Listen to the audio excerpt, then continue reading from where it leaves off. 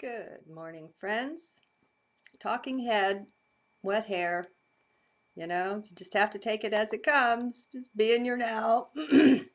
Okay, I want to start with a really simple, practical thing.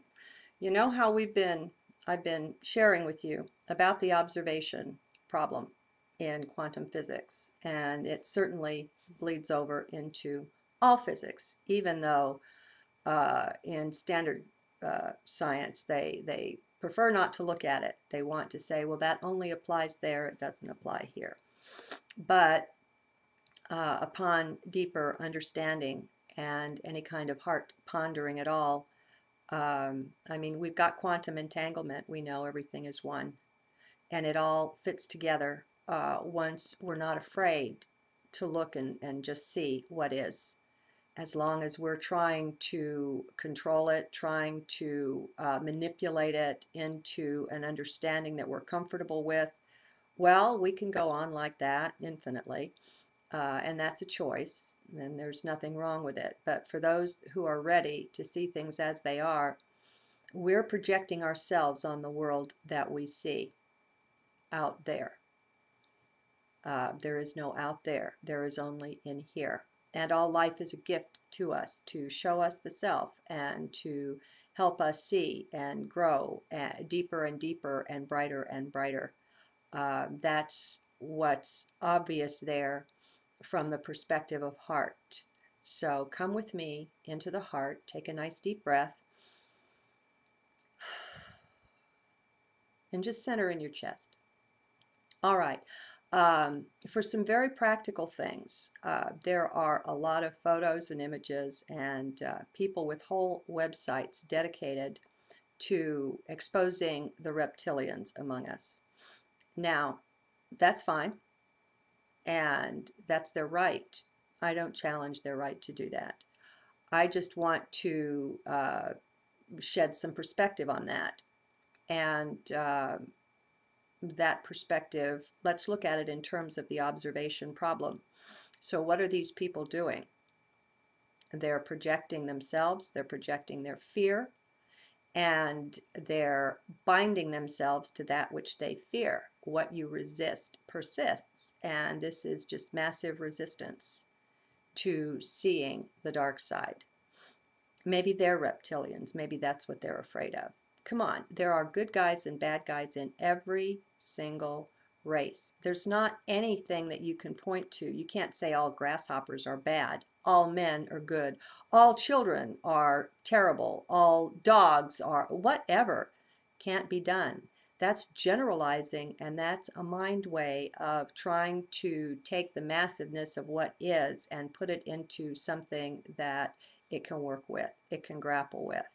Well, let's let that go. Let's not be afraid of what is. And let's just open up and be willing to see with no opinions, no judgments, no nothing. All right?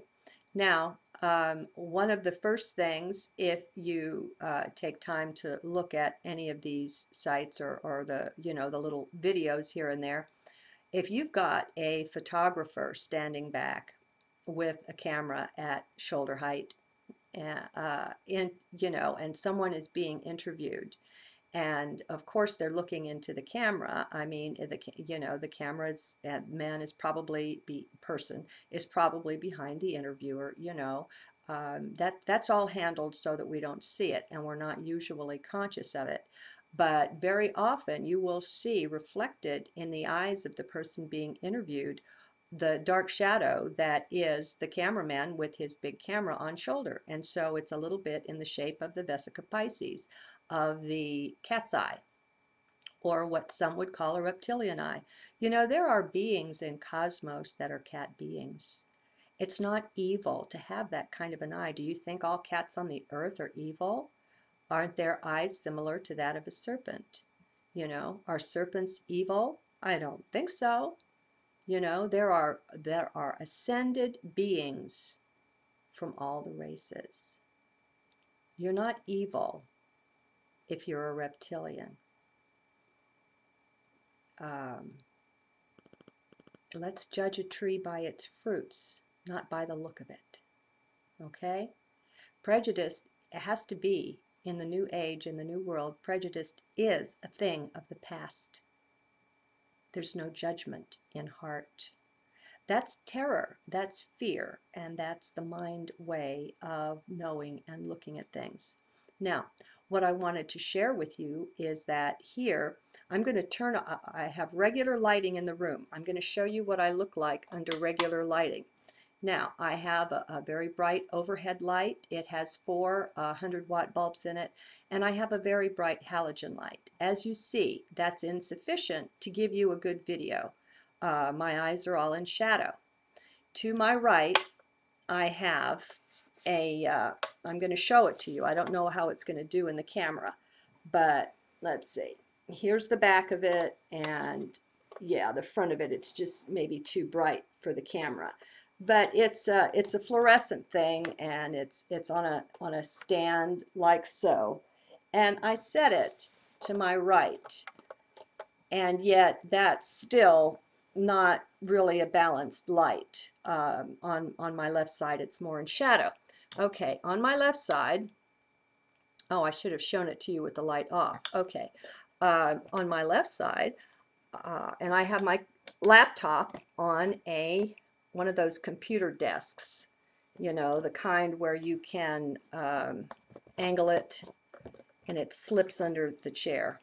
Okay, I have one of these, and that's another 100-watt bulb. And so when you're looking at my image, you will see reflected in my irises and in my pupils those lights. And just for fun, I'm going to bring it up right close so that you can really see. Let's see. Not so good with this camera stuff. Whoa, Joe. Okay. Now, can you see how those lights might, with their brightness, pinch the pupil into what might look like that vesica Pisces, that oval that's pointed on both ends, the cat's eye. All right? Now, what happens here happens there and everywhere. There's a lot of people that are just freaking out and being afraid, my friends. They're projecting on their world. And so I just wanted to show you some of what I have noticed. Now, you know, enough of that. It's not really important enough for any more discussion.